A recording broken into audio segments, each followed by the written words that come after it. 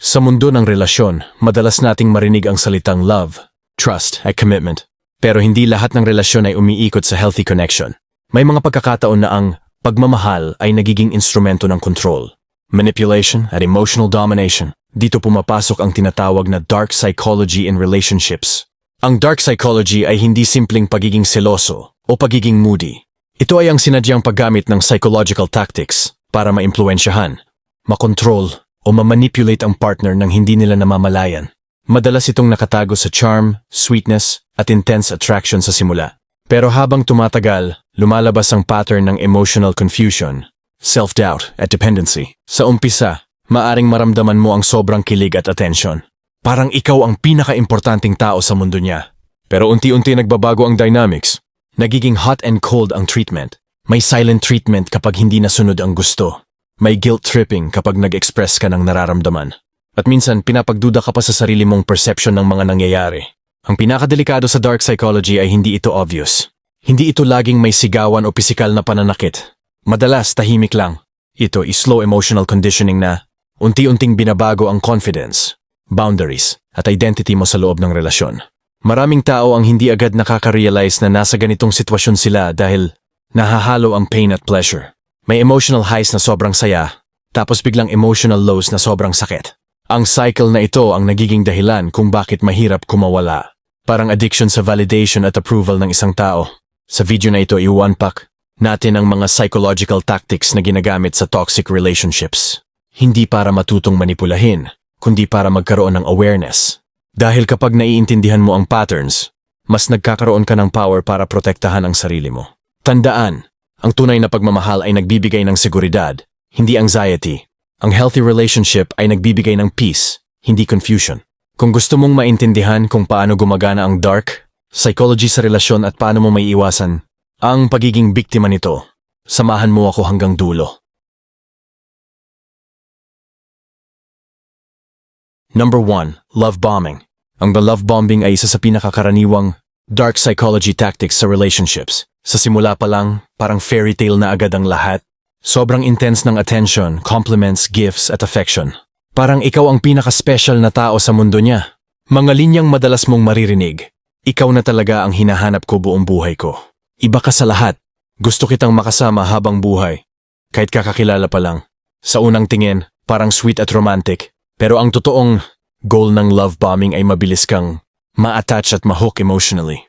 Kapag mabilis ang bonding at mataas ang emotional intensity, mas bumababa ang guard mo. Paano ito nagiging manipulation? Emotional overload. Hindi ka binibigyan ng time para mag-isip ng malinaw dahil sobrang overwhelming ng attention. Fast attachment. Mabilis kang nadidevelop emotionally. Bago mo pa talaga siya kilala ng mabuti. Control phase. Kapag attached ka na, saka magbabago ang behavior. Magiging distant, controlling, o manipulative. Ang problema, kapag nagsimula na ang hot and cold treatment, hahanapin mo yung dating siya. Iisipin mo, baka ako ang may mali. Pero ang totoo, bahagi iyon ng cycle. On red flag signs, sobrang bilis ng commitment talk. Excessive messaging at attention na halos wala kang personal space. Feeling mo pressured kang mag-reciprocate agad ng same level ng intensity. In reality check, ang healthy love ay steady at consistent.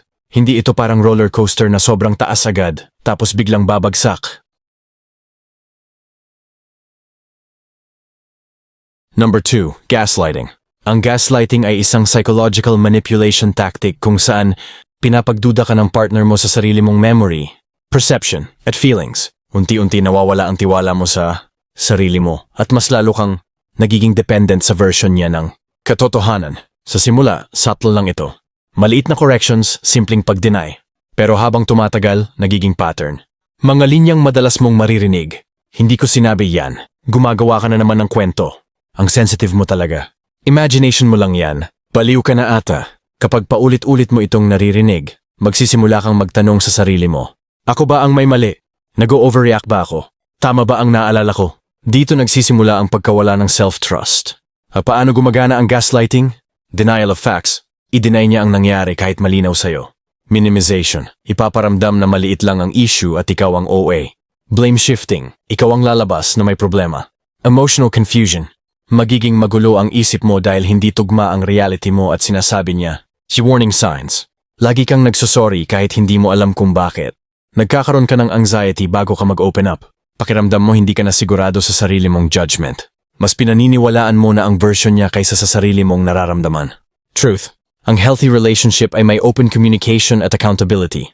Hindi ka dapat pinaparamdam na crazy o mali dahil lang nag-express ka ng feelings. Key insight. Kapag kailangan mong i-doubt ang sarili mo para lang magstay, yung relationship may manipulation na nangyayari. Number 3. Silent treatment. Ang silent treatment ay isang passive-aggressive na paraan ng manipulation kung saan ginagamit ang pananahimik, pag-iwas, o emotional withdrawal bilang parusa. Hindi ito simpleng kailangan ko ng space. Ito ay intentional silence para maramdaman mong may mali ka kahit hindi malinaw kung ano. Paano ito gumagana? Kapag may hindi siya nagustuhan, bigla ka na lang hindi papansinin. Hindi magre-reply sa messages. Cold at distant kahit magkasama kayo. Sasabihin wala kapag tinanong mo kung anong problema. Habang tumatagal ang silence, ikaw ang mababahala. Ikaw ang mag-overthink.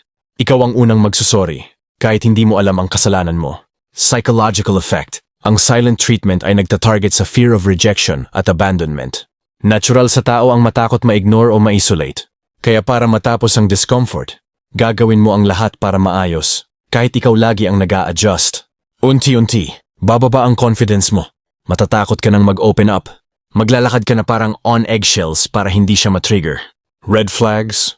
Ginagamit ang pananahimik bilang control. Walang healthy discussion pagkatapos ng conflict. Ikaw palagi ang lumalapit para ayusin ang problema. Pakiramdam mo emotional hostage ka. Healthy reality check. Sa mature na relationship, may communication. Pwedeng humingi ng space, pero malinaw at may explanation.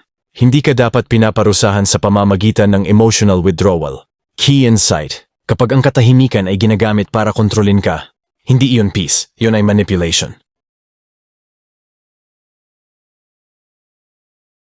Number 4. Guilt tripping. Ang guilt tripping ay isang manipulation tactic kung saan pinaparamdam sa'yo na ikaw ang may kasalanan, kahit hindi naman talaga. Ginagamit ang guilt para kontrolin ang decisions, emotions at behavior mo. Sa halip na direktang makipag-usap, gagamit siya ng emosyon para ma-pressure ka. Ang mga linyang madalas mong maririnig, akala ko mahal mo ako. Kung talagang importante ako sa'yo, gagawin mo to. Sige, ako na lang palagi ang mali. Sanay na naman akong hindi priority. Sa unang tingin parang harmless or emotional lang. Pero sa totoo, ito ay paraan para ma-manipulate ka sa pamamagitan ng guilt. Paano ito gumagana? Emotional pressure. Ipaparamdam na masama kang tao kapag hindi mo ginawa ang gusto niya. Victim role-playing. Siya ang magmumukhang kawawa para ikaw ang mag-guilty. Moral manipulation, gagamitin ng love, loyalty, o sacrifice para pilitin ka. Habang tumatagal, masasanay kang mag-adjust para lang maiwasan ng guilt. Unti-unti, nawawala ang boundaries mo. Red flags. Lagi mong inuuna ang needs niya kaysa sa sarili mo dahil sa guilt. Natatakot kang tumanggi kahit pagod ka na. Feeling mo selfish ka kapag may personal kang boundaries. Laging ikaw ang nagko-compromise. Healthy reality check. Ang tunay na pagmamahal ay hindi gumagamit ng guilt bilang weapon. Ang mature na partner ay marunong rumespeto sa boundaries at desisyon mo kahit hindi pabor sa kanya. Key insight. Kapag kailangan mong makaramdam ng guilt para lang mapanatili ang relasyon, may imbalance na nangyayari. Number 5. Triangulation. Ang triangulation ay isang dark psychology tactic kung saan isinasali ang third person sa relationship, dynamic para mag-create ng insecurity, jealousy o competition. Hindi man direktang cheating, ginagamit ang presensya ng ibang tao para kontrolin ang emotions mo. Paano ito ginagawa?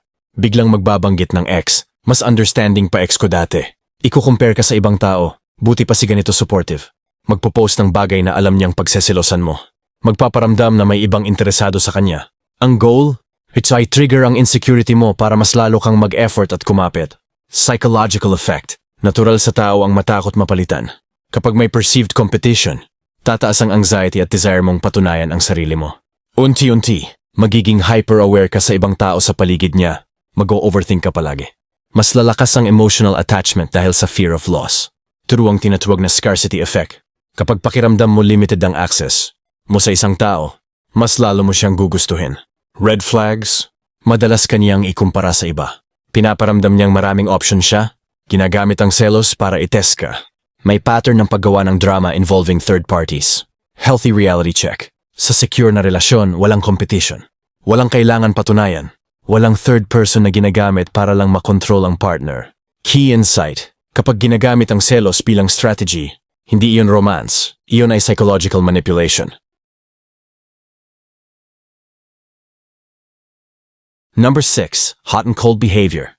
Ang hot and cold behavior ay isang emotional manipulation tactic kung saan ang isang tao ay sobrang sweet, caring, at affectionate ngayon. Tapos biglang magiging distant, cold o uninterested bukas. Walang malinaw na dahilan. Walang explanation. Bigla na lang nagbabago ang energy. Paano ito gumagana? Hot phase. Sweet messages. Consistent attention. Plans for the future. Sobrang lambing at effort. Cold phase. Delayed replies. Distant or dry conversations. Walang effort. Parang ibang tao na siya. Kapag nangyari ito, natural na magtatanong ka. May nagawa ba akong mali? Bakit siya nagbago? Dito nagsisimula ang overthinking at emotional anxiety. Bakit ito effective? Ang hot and cold pattern ay nagtitrigger ng intermittent reinforcement. Isang psychological principle kung saan ang unpredictable reward ay mas nakaka-addict kaysa consistent reward. Dahil hindi mo alam kung kailan babalik ang sweet version niya, mas lalo kang kumakapit. Hinihintay mo ang next hot phase. Unti-unti, mas lalo kang mag-e-effort. Mas magiging desperate ka for validation. Mas lalalim ang emotional attachment kahit toxic na. Red flags. Paulit-ulit ang pattern ng biglang pagbabago ng treatment. Hindi siya nagbibigay ng malinaw na explanation. Ikaw lagi ang nag-a-adjust para bumalik ang sweetness. Emotional roller coaster ang pakiramdam mo sa relationship. Healthy reality check. Ang tunay na pagmamahal ay consistent. Hindi ito depende sa mood swings or mind games. Key insight. Kapag ang relasyon mo ay parang roller coaster na puno ng highs at lows, hindi iyon passion. Maaring manipulation iyon. Number 7. Emotional blackmail. Ang emotional blackmail ay isang malalim at mapanganib na manipulation tactic kung saan ginagamit ang takot, obligasyon, at guilt para makontrol ka.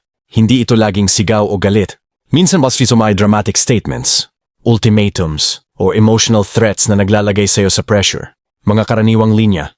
Kapag iniwan mo ako, may mangyayari sa akin. Hindi ko kakayanin kapag wala ka. Pag hindi mo ginawa ito, alam mo na ang mangyayari. Sinakripisyo ko lahat para sa'yo tapos ganito ka? Ang goal? I-feel mo na may responsibilidad ka sa emotions at stability niya? Paano ito gumagana? Emotional blackmail kadalasan may cycle. Demand, may gusto siya na gawin mo. Resistance, nag-set ka ng boundary o tumanggi. Pressure, gagamit ng guilt, drama, o threat. Compliance, susuko ka para matapos ang tension. Kapag paulit-ulit ito, masasanay kang mag-compromise kahit labag sa loob mo. Unti-unti, nawawala ang personal freedom mo sa relationship. Red flags, may ultimatum palagi kapag may disagreement. Pinaparamdam niyang responsibilidad mo ang emotional state niya. Takot ka mag-set ng boundary dahil baka mag-react siya ng extreme. Pakiramdam mo trapped ka, hindi malaya. Healthy reality check. Hindi mo obligasyon i-fix ang emotional instability ng partner mo. Ang mature na relasyon ay may accountability at emotional responsibility. Hindi pananakot o drama para makuha ang gusto. Key insight. Kapag ang love ay may kasamang threat o pressure, hindi iyon love, iyon ay control. Number 8. Future faking. Ang future faking ay isang manipulative tactic kung saan ang partner ay nagbibigay ng promises or visions ng future para makuha ang trust at commitment mo. Pero wala naman talagang intensyon na tuparin ito. Sa simula, nakakatuwa at nakaka-excite dahil parang perfect ang future na ipinapakita niya. Makikita mo, magtatayo tayo ng bahay dito balang araw. Balang araw, magsasama tayo habang buhay. Ipapakita ko sa iyo ang totoong buhay ko. Bakit ito effective? Creates hope. Laging may pangakong better future. Kaya mas nagtitiyaga ka kahit may red flags. Delay reality check habang iniisip mo ang future. Hindi mo nakikita ang present issues. Emotional leverage. Kapag nag-doubt ka, maaalala mo yung promises at mas magsusumikap ka para sa relasyon. Unti-unti, mas lalo kang emotionally invested. Mas mahirap kang umalis kahit toxic na ang relationship. Nagiging dependent ka sa pangakong future kaysa sa reality ng partner. Red flags. Paulit-ulit ang promises na hindi natutupad. Laging may balang araw pero walang konkretong aksyon ngayon. Gumagamit ng vision ng future para pigilan kang magtanong or mag-set ng boundaries. Nararamdaman mong laging nasa illusion ka kaysa sa totoong relasyon. Healthy reality check. Ang mature na relasyon ay may balance ng promises at actions. Ang tunay na commitment ay nakikita sa ginagawa, hindi lang sa sinasabi. Key insight. Kapag palaging future-focused pero hindi real sa present, maaring ginagamit ka lang sa manipulation. Number 9. Isolation. Ang isolation ay isang classic dark psychology tactic, kung saan ang partner ay unti-unting iniiwasan ka mula sa mga kaibigan, pamilya at support system. Sa simula, subtle lang ito, pero habang tumatagal, nawawala ang iyong independence at external perspective. Paano ito ginagawa? Pinaparamdam na hindi sila magugustuhan ng pamilya o kaibigan mo. Hindi nila naiintindihan ang love natin. Madalas na criticism or disapproval sa mga kaibigan mo. Hindi ka makakasama sa kanila kung gusto mo akong makasama. Limiting activities. Pilit kang hindi pinapayagang lumabas o makihalubilo sa iba. Ang goal? Mas lalo kang dependent sa kanya at mas madaling kontrolin ang choices at emotions mo. Psychological effect. Kapag na-isolate ka, nawawala ang external validation at perspective. Mas malakas ang impact ng kanyang words at behavior. Mas madali kang mamanipulate dahil kulang ka sa support system. Unti-unti, nagiging bubble lang ang mundo mo. Lahat ng emotional input mo galing sa kanya. Red flags, feeling mo laging may limit sa social life mo. Nakakaramdam ka ng guilt kapag gusto mong makihalubilo sa iba. May pattern ng control sa oras at relationships mo. Pakiramdam mo walang nakakaintindi sa'yo kundi siya. Healthy reality check. Yung tunay na relasyon ay hindi nagtatangkang i-cut off yung partner sa support network nila. Ang support system mo ay para palakasin ka, hindi para kontrolin ka. Key insight. Kapag pinipigilan kang lumapit sa iba, hindi iyon love. Iyon ay control at manipulation. Number 10. Monitoring and surveillance. Ang monitoring and surveillance ay isang manipulation tactic kung saan sinusubaybayan, kinokontrol, at nire-restrict ng partner ang bawat galaw mo. Hindi lang ito basta curiosity. Ito ay paraan para kontrolin ang behavior at limitahan ang independence mo. No ang mga karaniwang gawain. Paulit-ulit na pagtatanong kung nasaan ka, sino kasama mo, at anong ginagawa mo. Pag-check ng messages, call logs, o social media accounts. Pagsiselos sa bawat interaction mo sa iba kahit innocent lang. Pagbibigay ng ultimatums para makontrol ang choices mo. Kung pupunta ka sa party na iyon, baka hindi tayo magtagal. Bakit ito epektibo? Kapag constant ang monitoring, nababawasan ang privacy at autonomy mo. Nadarama mo na hindi ka trusted. Kaya mas nag-a-adjust ka sa gusto niya. Lumalaki ang emotional dependence dahil lahat ng action mo ay nakikita niya. Unti-unti, nawawala ang sense mo ng freedom. Nagiging hyper-aware ka sa bawat galaw mo. Mas madali kang manipulahin dahil natututo kang walk on eggshells. Red flags, feeling mo laging under surveillance. Hindi ka makakilos freely nang hindi binabantayan. Patuloy kang na-stress dahil sa constant check-ups at questioning. May control at ultimatums sa kahit simpleng desisyon. Healthy reality check. Sa mature at healthy relationship, may trust at respeto sa privacy. Hindi kailangan ng constant check-ins o tracking. Ang partner ay nagpapakita ng faith sa choices mo at hindi ginagamit ang surveillance bilang control. Key insight. Kapag love ay may kasamang tracking at constant monitoring, hindi iyon love, iyon ay manipulation at control. Ngayong natutunan mo na ang 10 pinakakaraniwang dark psychology tactics sa relationships, malinaw na hindi lahat ng pagmamahal ay healthy. Mula sa love bombing hanggang sa monitoring and surveillance, bawat tactic ay naglalayong kontrolin, manipulahin, at limitahan ang freedom at emotional well-being ng partner. Mahalagang tandaan, ang manipulative behavior ay hindi palaging obvious. Minsan ito ay disguised bilang sweet gestures, promises, o concern. Kapag naramdaman mo ang constant overthinking, guilt, fear, at anxiety sa relasyon mo, may red flags na. Ang emotional manipulation ay unti-unting binabawasan ang self-confidence, independence, at personal boundaries mo. Takeaway, ang tunay na pagmamahal ay nagbibigay ng respeto, seguridad, at emotional safety, hindi anxiety at control. Ang awareness sa mga tactics na ito ay nagbibigay sa iyo ng power para kilalanin ang toxic patterns at protektahan ang sarili mo. Hindi mo kailangan tanggapin ang manipulation para lang manatili sa isang relasyon. Kapag naintindihan mo ang psychology sa likod ng behavior, mas nagiging malinaw sa iyo kung paano mag-set ng boundaries at paano pumili ng relasyon na healthy, balanced, at respectful. Sa huli, ang pinakamahalaga ay ang self-awareness at emotional independence mo. Kapag kaya mong kilalanin ang dark psychology, mas magiging empowered ka sa choices mo sa love at relationships. For more video, please subscribe to my channel Psychology Trapbreaker. Marami pa tayong matutunan about sa video na aking ma-upload dito. Huwag kalimutan na mag-like and share. At maraming salamat sa masugid kong manuod at sa mga solid kong subscribers.